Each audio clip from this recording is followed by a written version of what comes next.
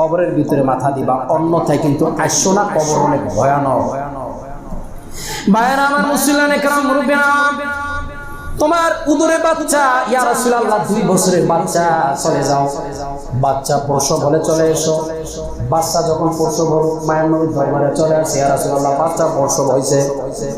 বাচ্চাকে 2 থেকে 2.5 বছর 3 বছর দুধ পান করানোর পরে আমার দরবারে আসবা। মায়ের নবীর দরবারে হাজির, ইয়া রাসূলুল্লাহ আমি চলে আইছি। সুবহানাল্লাহ কোন আপনি দেখেন সমাজে, ভাই আমার একটু বিচার করেন, সে কি জন্য? আমি তো জেনা করছি। কথা বলেন না কেন? আরো যদি বলে যে আপনি এই কাম করছেন, কা সাফা ফাড়াইলাম, তুমি দেখছো মিয়া? কথা বলেন না কেন? বুঝা গেল রোজকে পুরা ধরছে। তো সমস্যা নাই, আল্লাহ বলে ইন্নাহু আলিমুম বিদাতিস সুদূর। এই যে বেশ দেখো, করতে থাকো, আসবা তো আমার কাছে। কার কাছে? কার কাছে? বুড়ি ছাড়িয়া দিছে সকাল বেলা, লক্ষ লক্ষ মাইল উপরে, ঠিক না? বিকেল বেলা আবার হাতের মুড়ে, যাও যাও যাও, আরো যাবা, যাও, আরো যাইবা, যাও, আরো যাইবা, যাও। বিকেলে কিন্তু আমি টান দিলে আমার হাতে চলে আসবা। বলেন সুবহানাল্লাহ। কথা কি ক্লিয়ার? সত্য, সঠিক। তাহলে ভিতরের ভালো লাগবে কোন জায়গা? এই ভিতরের ভালোটা আল্লাহ পছন্দ করে।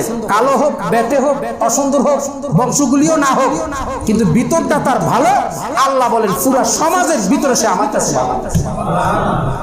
বাস, রাগেরও কিছু নেই, খুশিরও কিছু নেই। আল্লাহ রাসূল সাল্লাল্লাহু আলাইহি ওয়াসাল্লাম দূর থেকে দেখলেন, আহা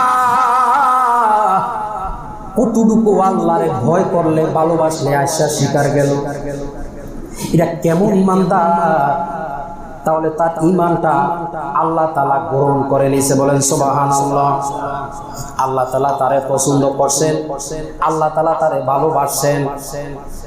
মহিলাকে যখন পাথর নিক্ষেপ করা হলো, সাহাবে কেরাম রাদিয়াল্লাহু তাআলা আজমাইন চিন্তা করলেন, নাপাক একজন মহিলাকে পাথর নিক্ষেপ করা হইতেছে, একটু রক্ত ছিটকিয়ে, মুরগি জবা দিলে রক্ত ছিটকিয়ে যায় কি যায় না? গরু জবা দিলেও তো রক্ত ছিটকিয়ে যায় কি যায় না? অনেকের গায়েও কিন্তু চলে আসে, ঠিক কিনা বলে?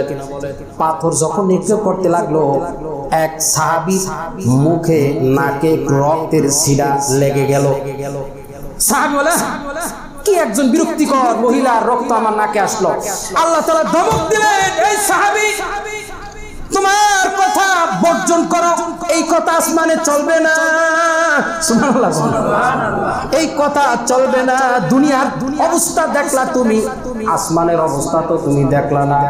রাসূল আপনি দোস্ত, আপনি সাহাবীরে জানিয়ে দেন, মহিলার গায়ে যখন পাথর নিক্ষেপ করা হলো, মহিলার তাওবা আমি এমন ভাবে পছন্দ করলাম, আমি খুশি হইয়া সাথে সাথে জিবরাইলের মাধ্যমে জানাই দিলাম, জিবরাইল আমার এই বান্দিরে জানায়া দাও যে তওবা করলো, ভালো হওয়ার চেষ্টা করে, সামনের দিকে অগ্রসর হয়, রাসূলের হাতে বায়াত গ্রহণ করে শিকার গেল, সাজার জন্য নিজে তৈরি হয়ে গেল, আমি আল্লাহ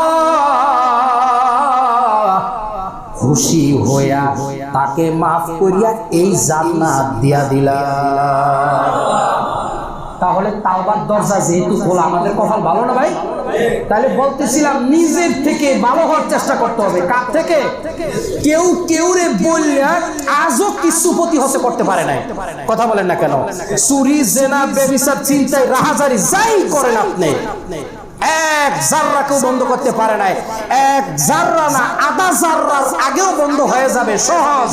সে নিজের থেকে অনুভূতি নিবে, নিজের থেকে, যে না আমি আসছি, আমি যাব, মালিক তাকায় আছে, যাই হয়েছে তওবা করি, ইস্তিগফার করি। সামনেও যদি আজরাইল হাজির, ইস্তিগফারের পরে চোখের পানির কান্দার পরে আজরাইল হাজির, আল্লাহ ঘোষণা দিলেন তুমি তওবা করছো, বড় ভালো লাগছে, আজরাইল তুমি রোগ কবজ করো, আমিও কিন্তু বান্দার জান্নাত দিয়ে দিলাম।